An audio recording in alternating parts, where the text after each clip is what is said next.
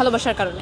তো পরবর্তীতে জামায়াতের যে সকল কার্যক্রম বা বাংলাদেশ মানুষের জামায়াতের প্রতি যে একটা আস্থা, সেই আস্থার উপর ভিত্তি করে কিন্তু এখনও বাংলাদেশের জামায়াত টিকে আছে। তারপরে যদি ফ্যাসিস্টের পতনের পরও জামায়াতকে রাজাকারের ট্যাগ দিয়ে, বিভিন্ন ভুলভাল ট্যাগ দিয়ে যদি কেউ নতুন করে জামায়াতের নিবন্ধন বাতিল করতে চায়, যেটা ফ্যাসিস্টের আমলেও সম্ভব হয়নি, তো আমি মনে করি এটা আসলে ফ্যাসিস্টেরই আরেকটা বয়ান। এবং তন্নি যেই মহিলা, উনি একজন কাপড় বিক্রেতা মূলত।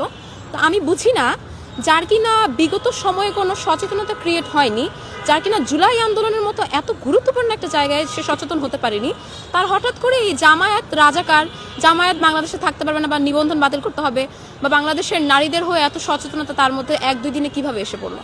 আমি তাকে প্রশ্ন করতে চাই যে জুলাই আন্দোলনের সময় বা বিগত ফ্যাসিস্টের আমলে যখন জামায়াতের নেতাকর্মীদেরকে যখন শাপলা চত্বরে হত্যা চালিয়ে পিলখানা বিডিআর হত্যাকাণ্ড সহ যখন নারী কিংবা বাংলাদেশের আপামর জনগণের উপর নির্যাতন করা হলো, তখন আপনার এই সচেতনতা কোথায় ছিল?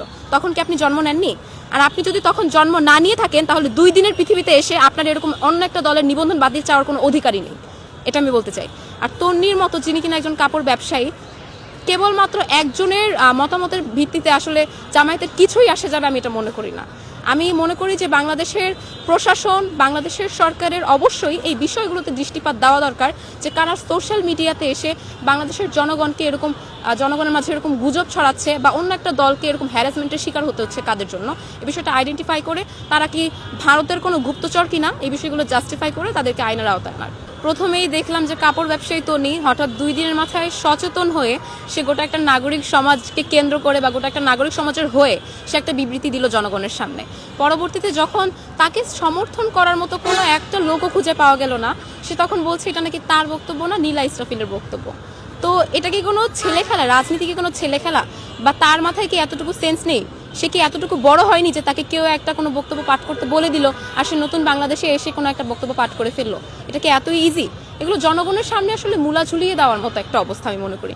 এবং তাকে যদি নীলা ইসরাফিল কোনো বক্তব্য পাঠ করতেও বলে, অন্য একটা ব্যক্তির বক্তব্যের ভিত্তিতে নিজের সেন্স না খাটিয়ে, বুদ্ধি না খাটিয়ে, অন্য একটা দলকে এরকম হ্যারাসমেন্ট করার প্রেক্ষিতে, একটা দেশে এরকম একটা ফালতু পরিবেশ ক্রিয়েট করার প্রেক্ষিতে আমি মনে করি তাকে আসলে জবাবদিহি বা আইনের আওতায় আনার প্রয়োজন। অনেকের কাছেই শুনতে পাচ্ছি যে তনি নাকি আওয়ামী লীগের আমলে আওয়ামী লীগের সাথে যুক্ত ছিল বা দালাল ছিল।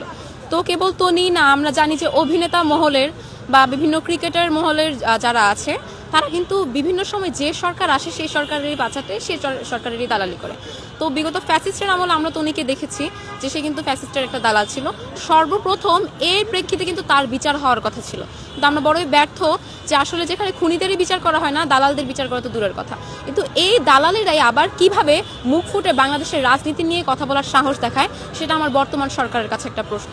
এবং সর্বপ্রথম এই দালালি করার জন্য তনির বিচার করা দরকার, এবং পরবর্তীতে একটা দালাল হয়ে সে কিভাবে আবার অন্য একটা সরকারের দালালি করছে, তাহলে আমি মনে করি যে মিডিয়া বাংলাদেশের খুবই গুরুত্বপূর্ণ একটা জায়গা। এই মিডিয়াতে এসে এই দালালি করছে এবং বাংলাদেশের আপামর জনগণের মধ্যে একটা গুজব ছড়াচ্ছে, এর ভিত্তিতে কিন্তু তার বিচারের আওতায় আনা দরকার। এবং আমি মনে করি না পরবর্তীতে কোনো সংবাদ সম্মেলন বা কোনো সমাবেশ বা কোনো কিছু ডাকার রাইটস এই তনির আছে, বা এগুলো কোনো কিছু আমাদের জনগণের কাছে গ্রহণযোগ্য মনে হবে।